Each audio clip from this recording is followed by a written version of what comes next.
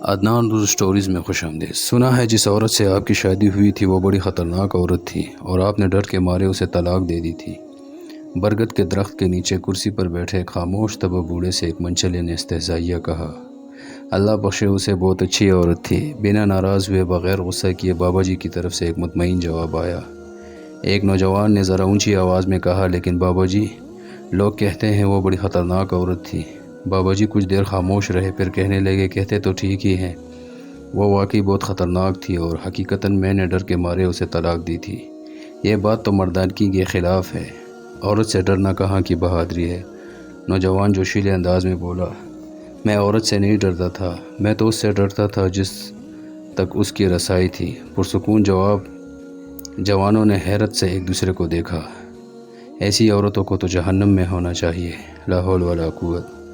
کہاں آپ جیسا شریف النفس آدمی، کہاں وہ عورت، اچھا کیا چھوڑ دیا۔ نوجوان کے لہجے میں غصہ تھا۔ بوڑھے کی تجسس زندگی کا پٹھارہ کھول کر سامنے آ گیا تھا۔ تجسس ختم ہوا، اب سب باری باری منتشر ہونے لگے۔ جانے والوں نے عنوان پڑھ لیا تھا۔ کہانی خود بنانی تھی، جو رہ گئے تھے وہ وہی تھے جو اصل کہانی جاننا چاہتے تھے۔ میں بھی ایسا ہی سوچتا تھا کہ اسے جہنم میں ہی ہونا چاہیے تھا، تب ہی میں نے اسے جہنم جیسی زندگی دی تھی۔ بوڑھی آنکھوں میں اضطراب اترا۔ یہ تب کی بات ہے جب میں سرکار کے ہاں 1 روپیہ ماہوار پر ملازم ہوا۔ میری ماں چاہتی تھی کہ میری شادی ہو جائے۔ رشتہ ڈھونڈا گیا۔ ایک مونگ پھلی فروش کی بیٹی میری ماں کو پسند آئی، سلیقہ مند، خوبصورت اور ایک دم خاموش طبع۔ مجھے اس رشتے پر اعتراض تھا کہ وہ ایک مونگ پھلی بیچنے والی کی بیٹی تھی۔ مزدور کی اولاد کو پیٹ کی فکر رہتی ہے، تربیت کی نہیں۔ تربیت بڑے گھرانوں میں کی جاتی ہے جہاں افلاس آنکھوں کی روشنی چھیننے سے قاصر ہوتا ہے۔ وہ کیا تربیت دے گی میری اولاد کو؟ لیکن وہ لڑکی میری ماں کو ایسی پسند تھی کہ اماں نے اس کے علاوہ کسی کا نام نہیں سننا چاہتی تھی۔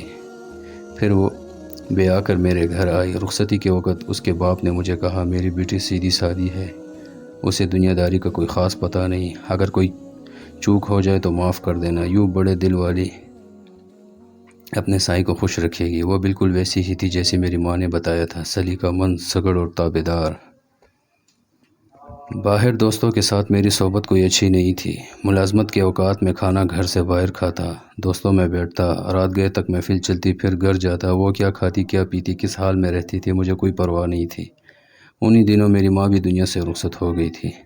ایک روز میں جوئے میں بھاری رقم ہار کر جب تھکا ہارا گھر آیا تو کہنے لگی، آپ تو کھانا باہر کھا لیتے ہیں، مجھے بھوک لگتی ہے، ہو سکے تو ایک ہی بار مہینے کا راشن ڈلوا دیا کیجیے، روز روز بازار سے خریداری کی صعوبت نہیں اٹھانی پڑے گی۔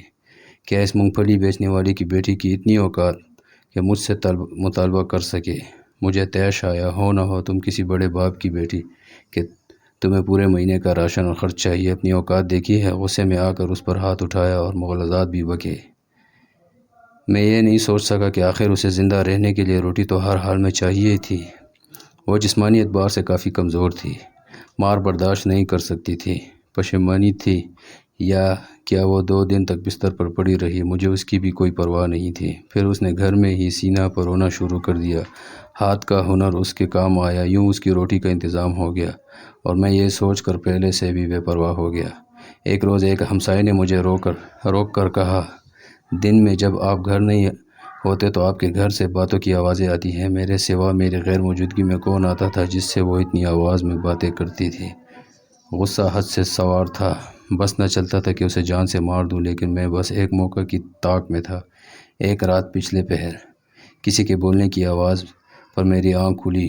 چاندنی رات میں صحن میں پڑی ہر شے بالکل واضح طور پر دکھائی دیتی تھی۔ میں اٹھ کر دروازے تک آیا، اب آواز زیادہ واضح تھی۔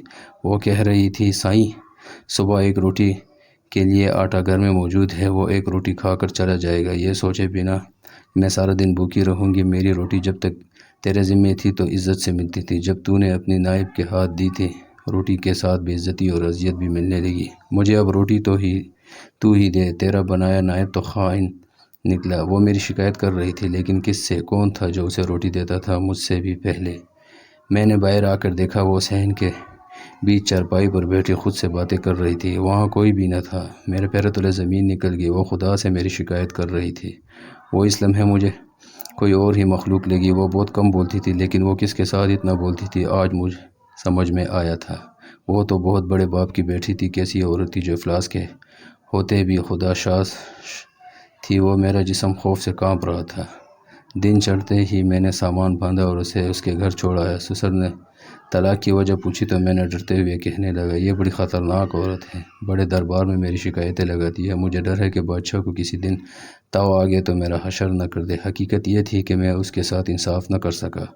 اس کا باپ گھر کی دہلیز پر کھڑا تھا، میرے پلٹنے پر کہنے لگا، میں نے تمہیں کہا بھی تھا کہ اسے دنیا داری نہیں آتی، وہ تو بس سائی کو خوش رکھنا چاہتی ہے، اس کی مراد خدا سے تھی اور میں خود کو سمجھا تھا۔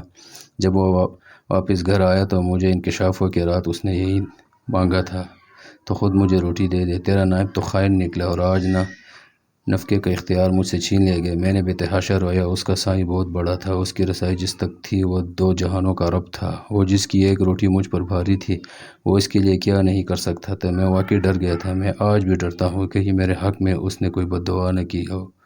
ٹھیک کہتے ہیں لوگ، کہاں وہ بوڑھی آنکھوں میں نمی اتری تھی۔ میں کورے چشم اسے پہچان نہ سکا۔ میں نہیں ڈرتا تھا، حالانکہ ڈرنا چاہیے تھا۔ اس کے سائیں نے تو پہلے ہی کہہ دیا تھا کہ عورتوں کے معاملے میں خدا